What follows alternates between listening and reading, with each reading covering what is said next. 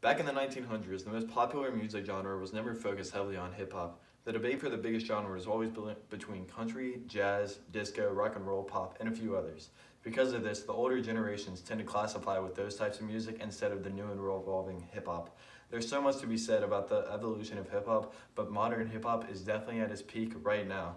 Modern hip hop's at its all time high in popularity, and I understand that you must know who got it there, how they got it there, and why it remains so heavily listened to.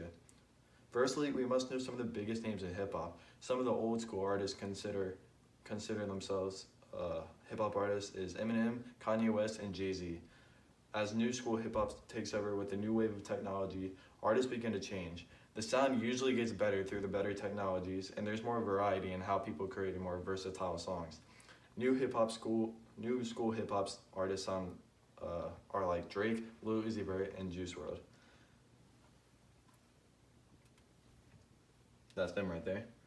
And according to Billboard Hot 100, these artists rank very high nowadays and have unbelievable sales streams on their tracks and their albums. Now that we know who is involved and still is involved in hip hop, we can discuss how they actually managed to create the following they did. The realness behind much of hip hop songs creates a new reality to music that they never had before. People like Eminem and the Notorious B.I.G. brought a harsh reality to music and still made it sound good. The relatability of this music opened up a lot of the younger generation's eyes. This sometimes sad and relatable music wasn't without its savage counterpart, however. Much of modern hip hop includes other genres as well. Even Genius refers to the genre of hip hop as rap and hip hop. The mix of rap, trap, hip hop, and R&B allows for unbelievable collaborations for fans to go crazy over, and it also allows for a more crazy, versatile following. This is just a collaboration between two hip hop artists. And lastly, why does hip hop remain so heavily listened to? It's the fans.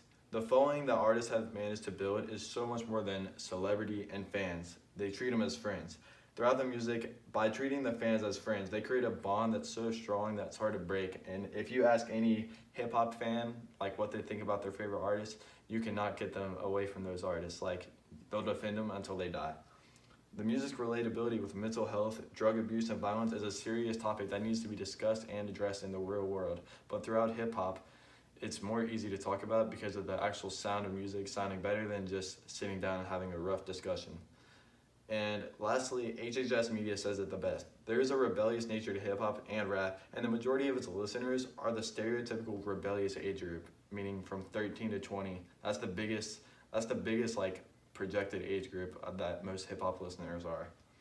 In conclusion, understanding who got hip hop to where it is today and how they did it remains so heavily listened to, all contributes to the overall popularity of hip hop today. Thanks to these three topics, we now know a little bit more about hip hop's recent rise in popularity. Thank you.